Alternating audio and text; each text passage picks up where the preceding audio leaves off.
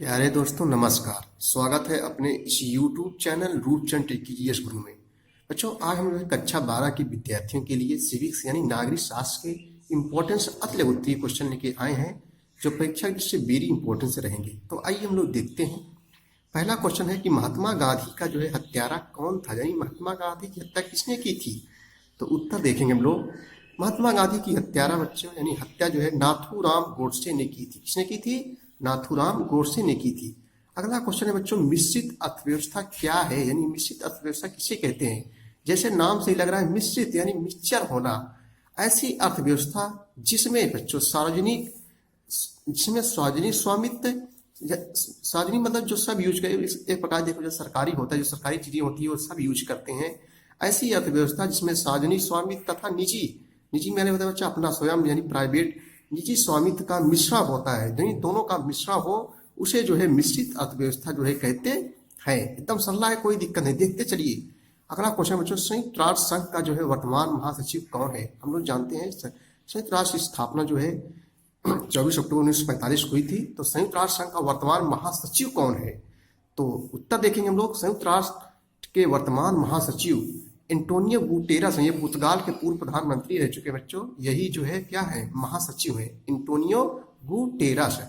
अगला क्वेश्चन है कि आया राम गया राम का अर्थ क्या है। आया राम और गया राम सब बहुत सरली से परिभाषा है। देखो आया राम गया राम से अभिप्राय है नेताओं द्वारा अपने व्यक्तिगत स्वार्थ के लिए दल बदल करना। दल बदल माने एक पार्टी से दूसरे पार्टी, आज इस पार्टी में कल उस पार्टी में है। यानी जो है आया राम गया राम से अभिप्राय है नेताओं द्वारा अपने व्यक्तिगत स्वार्थ के लिए दल बदल करना ही क्या कहलाता है, आया राम गया राम। अब है बच्चों वामपंथ क्या है।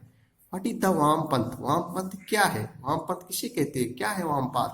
तो कुछ उत्तर देखेंगे। देखो वामपंथ रणनीति उस पक्ष या विचारधारा को कहते हैं जो समाज को बदल कर उसमें अधिक आर्थिक एवं जाति समानता लाना चाहते हैं। उसे हम लोग क्या कहते हैं, वामपंथ कहते हैं। चलिए अगला क्वेश्चन हम लोग देखते हैं। अगला क्वेश्चन बच्चों कि अमेरिका ने इराक पर हमला कब किया था। क्वेश्चन है कि अमेरिका ने जो है इराक पर जो है हमला कब किया था। तो उत्तर देखिए, अमेरिका ने 19 मार्च 2003 को ऑपरेशन इराकी फ्रीडम नाम से इराक पर जो है हमला किया था। नेक्स्ट क्वेश्चन देखेंगे हम लोग कि दक्षिण एशिया के किन्हीं दो देशों के नाम लिखिए। दक्षिण एशिया क्या बच्चों, एशिया एक महाद्वीप है। विश्व का सबसे बड़ा महाद्वीप एशिया महाद्वीप है। उसके बाद अफ्रीका का स्थान आता है। तो यहाँ कह रहा है कि दक्षिणी एशिया के किन्हीं दो देशों के नाम लिखिए। तो दक्षिण एशिया के किन्हीं दो देशों के नाम, पहला बच्चों है भारत, दूसरा है नेपाल। अगला क्वेश्चन देखिए कि नेपाल जो है गणतंत्र कब बना। तो नेपाल जो है 28 मई 2008 को जो है नेपाल गणतंत्र बना। अगला क्वेश्चन है कि प्रथम पंचवर्षीय योजना का कार्यकाल क्या था। बच्चों लोग जानते हैं प्रथम पंचवर्षीय योजना जिसपे जो है कृषि पर बल दिया गया था। प्रथम पंचवर्षीय योजना में किसको बल दिया था, कृषि पर बल दिया गया था। और प्रथम पंचवर्षीय योजना का जो कार्यकाल है 1951 से 1956 था। कितना जो है 1951 से 1956 था। नेक्स्ट क्वेश्चन देखेंगे। क्वेश्चन है किन्हीं दो देसी रियासतों के नाम लिखिए जिन्होंने स्वतंत्रता के बाद भारत में विलय का जो है विरोध किया था। देसी रियासत हम लोग बच्चे जानते हैं हमारे स्वतंत्रता के बाद हमारे देश में 562 देसी रियासत थी, जिसका विलय करने में महत्वपूर्ण भूमिका बच्चों किसने निभाई थी, सरदार वल्लभ भाई पटेल जो हमारे देश के प्रथम गृह मंत्री थे, उनकी महत्वपूर्ण भूमिका थी। उन्हीं ने जो है देसी रियासत में से होता है रजवाड़े, रजवाड़ा जो 562 देसी राजा थे, वो जो है भारतीय संविधान में मिलना नहीं चाहते थे, तो उन्हीं को जो है विलय किए थे। कौन? सरदार वल्लभ भाई पटेल। तो ये तो कह रहा है कि दो देसी रियासतों के नाम ही जिन्होंने स्वतंत्रता के बाद भारत में विलय का विरोध किया था। तो ये जो है हैदराबाद रियासत थी और जूनागढ़ रियासत। बाद में इसको विलय कर दिया गया, हैदराबाद और जूनागढ़। तो अगला क्वेश्चन देखेंगे हम लोग।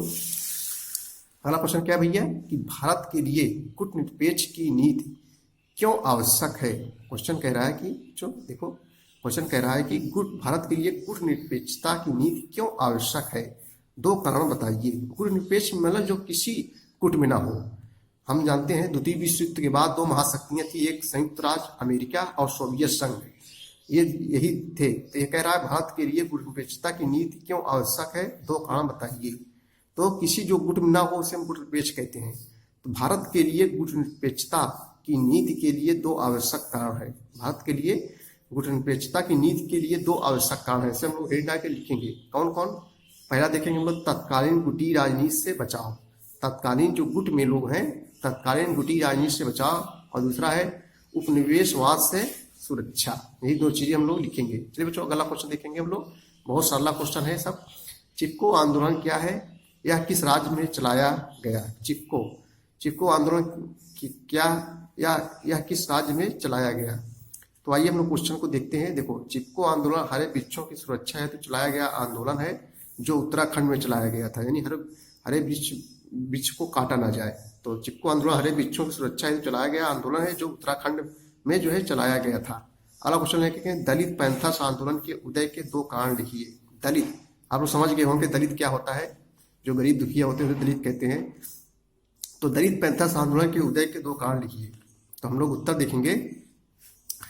दलित पैंथर्स आंदोलन का शुभारंभ आंध्र प्रदेश में हुआ था। कहाँ? आंध्र प्रदेश। देखो, दलित पैंथर्स आंदोलन का शुभारंभ यानी आंध्र प्रदेश में नामदेव दसाल और जेवी पवार ने 29 मई 1972 को किया। इस आंदोलन के उदय के दो कारण निम्नलिखित हैं। इस आंदोलन के उदय के दो कारण बच्चों निम्नलिखित हैं। कौन कौन? पहला देखेंगे, नंबर 1, दलित समूह मुख्यतः जाति आधारित असमानता तथा आर्थिक अन्याय के खिलाफ चलाया गया आंदोलन था। यानी दलित समूह मुख्यतः जाति आधारित असमानता तथा आर्थिक अन्याय के खिलाफ चलाया गया आंदोलन था।